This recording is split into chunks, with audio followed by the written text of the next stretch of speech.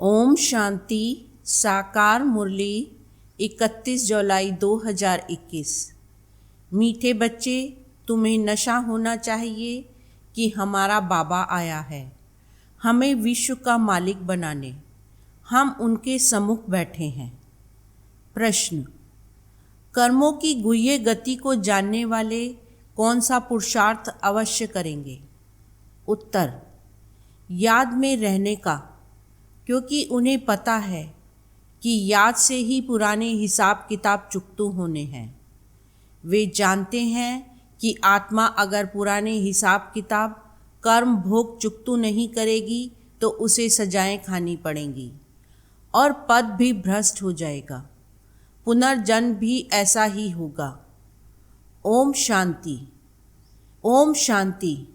बच्चों को अपार खुशी का पारा चढ़ता है जब देखते हो बाप दादा सम्मुख आए हैं और यह भी बच्चे जानते हैं कि 5000 वर्ष बाद फिर से शिव बाबा ब्रह्मा तन में आया हुआ है। क्या करने? बच्चों को यह नशा चढ़ा हुआ है। सब बच्चे जानते हैं कि स्वर्ग का मालिक बनाने बाप आया हुआ है। हमको लायक बना रहे हैं। हमको तमो प्रधान से सतो प्रधान बनने की युक्तियाँ बार बार बता रहे हैं। युक्ति है बहुत सहज, बिल्कुल सहज याद बच्चों को सिखलाते हैं। अज्ञान काल में बाप को बच्चा होता है तो समझते हैं हमारा वारिस पैदा हुआ। तुम जानते हो इस समय बाप आकर हम बच्चों को अडॉप्ट करते हैं। यूं तो तुम सब शिव बाबा के बच्चे हो, परंतु बाबा अपना कैसे बनाए जो हमको सुना सके और हम उनसे सुन सकें। शिव बाबा इस ब्रह्मा तन से कहते हैं, मैं तुम्हारा बाप हूँ, तुमको स्वर्ग का मालिक बनाता हूँ। सिर्फ तुम्हारी आत्मा जो पतित है वह न मुक्ति में न जीवन मुक्ति धाम में जा सकती है। तुम सब एक बाप के बच्चे हो। सबको बाप की मिल्कियत लेनी है। ढेर के ढेर बच्चे हैं। वृद्धि होती जाती है। एडॉप्ट करते जाते हैं। हे आत्माएं, अब तुम मेरी संतान हो। अपने को रूह आत्मा समझो। हमको बाबा मिला है जिसको आधा कल्प याद करते थे। यह कभी भूलो मत। आधा कल्प आत्मा इस शरीर द्वारा याद करती आई है। हे पतित पावन, हे दुख हरता, सुख करता, क्योंकि रावण राज्य है ना। भल जो अभी समझते हैं हम बहुत सुखी हैं, हमको इतने पदम हैं, इतने मिल्स हैं, कारखाने आदि हैं, यह तो सब अल्पकाल के लिए हैं। अंत में तो बहुत त्राही त्राही करने लग पड़ेंगे। दुख के पहाड़ गिरेंगे। इतनी सारी मिल्कियत सेकंड में खलास हो जाएगी। बाप से तुमको सेकंड में वर्षा मिलता है। कहते हैं तुमको सेकंड में स्वर्ग की बादशाही देता हूँ। यह पुरानी दुनिया खत्म हो जाएगी। लड़ाइयाँ लगेंगी। नेचुरल कैलेमिटीज़ होंगी। सफाई तो चाहिए ना। तुम्हारी आत्मा भी अब पवित्र बन रही है। बाप दादा दोनों समझ सकते हैं बच्चे कितनी मेहनत करते हैं। बाप से वर्षा पाने की मेहनत बिल्कुल थोड़ी देते हैं। अपने को आत्मा समझ बाप को याद करो। वह रूहानी बाप है, निराकार। हम आत्माएं उनको बुलाते हैं ना। बाप कहते हैं तुम्हारी आत्मा जो पतित है वह पावन कैसे बने। पतित पावन तो एक बाप है ना। पानी की नदी पतित पावनी है तो झट से जाए, गोता खाकर चले आना चाहिए। गंगा स्नान बहुत करते हैं, फिर भी पतित क्यों? रात दिन यही धुन लगाते रहते हैं। पतित पावन सीताराम अर्थात सब जो भक्तियाँ हैं अथवा सीताएं हैं, सबका रक्षक एक राम परमपिता परमात्मा है। पतित पावन पतियों का पति वही है। वह जब आए तब आकर पावन बनाए।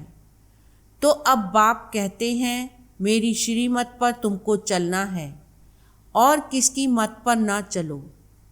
वह तो समझते हैं भक्ति से भगवान मिलेगा, जबकि भक्ति से भगवान मिलेगा तो ऐसे क्यों कहते कि भक्तों की रक्षा करने आएगा।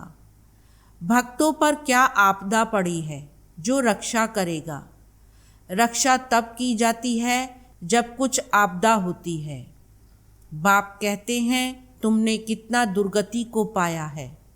यह है रौरव नर्क। सब दुखी रोगी हैं। घर घर में देखो क्या लगा पड़ा है, दुख ही दुख। इसलिए पुकारते हैं बाबा हमारे दुख हरो सुख दो। भारत में ही सदा सुख था, अब दुख है।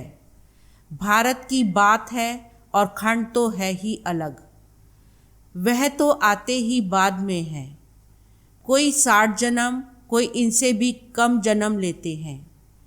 84 जन्म देवता धर्म वाले लेते हैं, तो इस हिसाब से आधा कल्प के बाद जो आएंगे उनको 84 से आधे जन्म लेने पड़ेंगे। ऐसे नहीं कि सब 84 का चक्र खाते हैं। मनुष्यों को तो जो आता है सो बोल देते हैं। अब तुम बच्चे बाप द्वारा अविनाशी ज्ञान रत्नों की झोली भर रहे हो। रतन तो बहुत वैल्यूबल हैं। बाप समझाते भी बहुत सहज हैं। बाप कहते हैं तुम बुलाते आए हो, हे पतित पावन आकर हमें पावन बनाओ। तो बाप आए हैं। अब तुम समझते हो हम पावन बनेंगे तो स्वर्ग के मालिक बनेंगे। शिव बाबा हमको पत्थर बुद्धि से पारस बुद्धि, पत्थरनाथ से पारसनाथ बनाने आए हैं। भक्ति मार्ग के चित्र सब पत्थरों के बने हुए हैं। पत्थरों से माथा मारते हैं। बाप कहते हैं तुम भल कितने भी मेहनत करो, फायदा कुछ नहीं होना है। आगे तो तुम बलि चढ़ते थे, फिर भी क्या फायदा हुआ। करके देवी का दीदार होगा, फिर जैसे के तैसे। पतित पावन बाप आते हैं एक बार संगम पर। सतयुग में तो भक्ति मार्ग की बातें होती ही नहीं। बाप तो कहते नहीं कि गला काटो, यह करो। भक्ति मार्ग में अनेक प्रकार से क्या क्या करते हैं। आगे देवियों पर मनुष्य की बलि चढ़ाते थे। बाप कहते हैं तुम सुधरेले थे तो देवता थे, अब कितने पत्थर बुद्धि बन पड़े हो। तुमको स्वर्ग की बादशाही दी थी, कितने सोने हीरे जवाहरों के महल थे, अथाह धन था। वह क्या किया, अब तुम कितने दुखी हो पड़े हो। तुम असुल देवी देवता धर्म के थे ना, अब सिर्फ तुम रजो तमो में आए हो। तुम तो देवता धर्म के थे, फिर अपने को हिंदू क्यों कहलाते।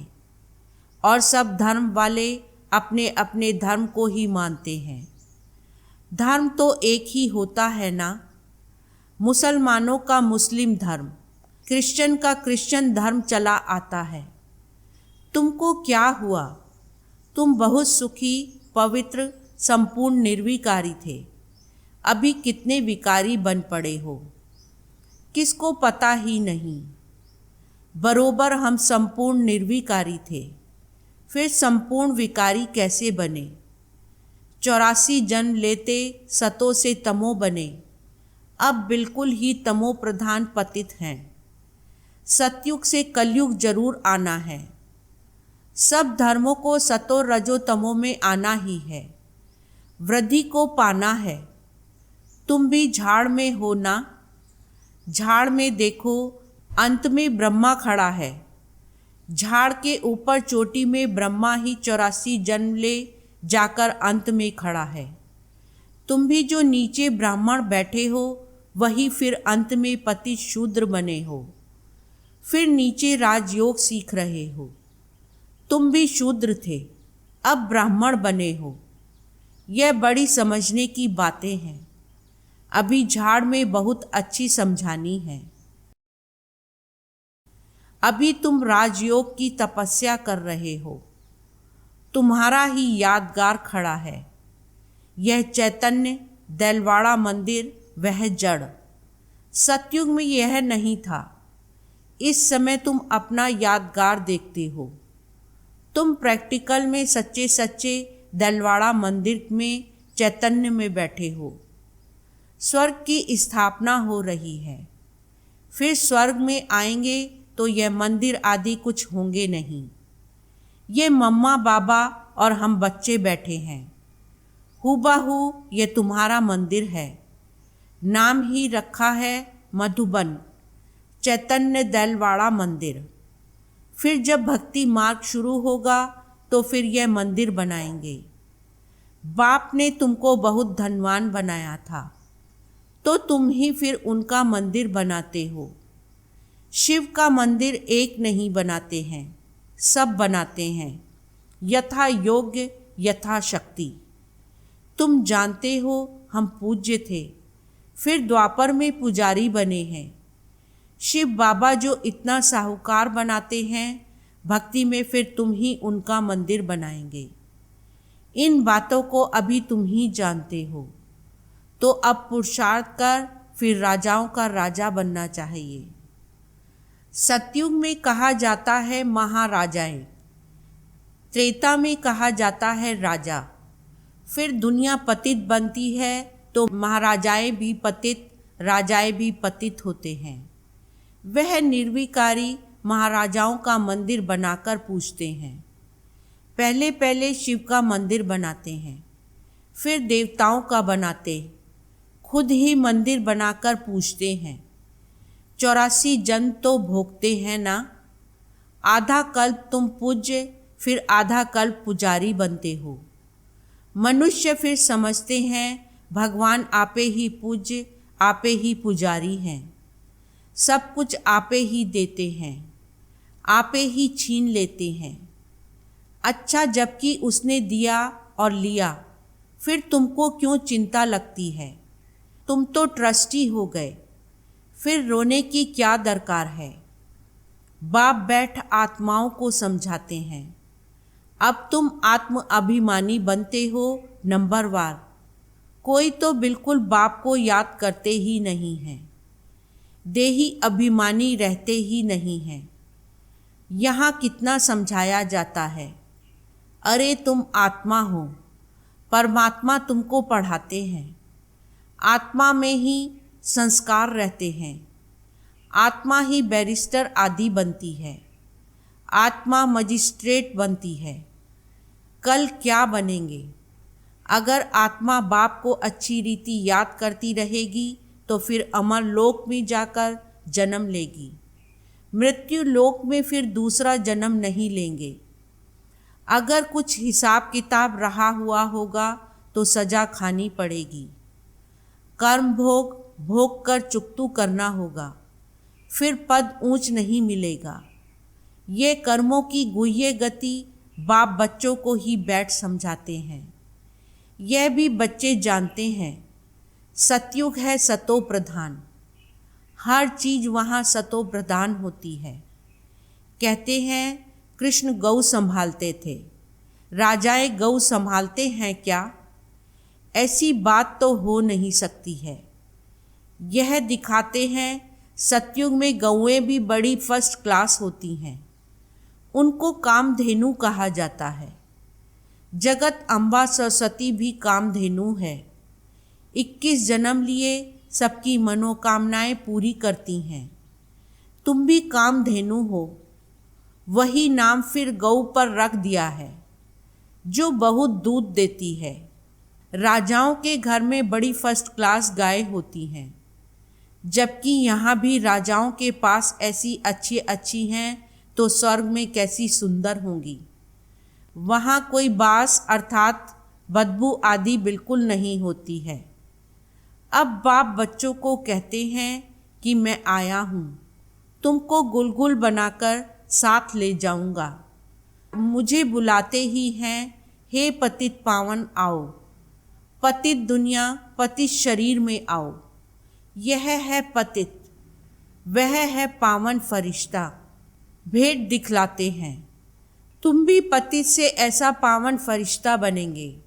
सतयुगी देवताओं को डीटी कहते हैं। सूक्ष्म वतन वासी हैं फरिश्ते। अब तुम फरिश्ते पवित्र बनते हो। बाप कितनी सहज शिक्षा देते हैं। यहाँ जब आते हैं तो कोई भी बाहर वाले मित्र संबंधी, घर घाट, धंधा दोरी आदि याद नहीं करना है।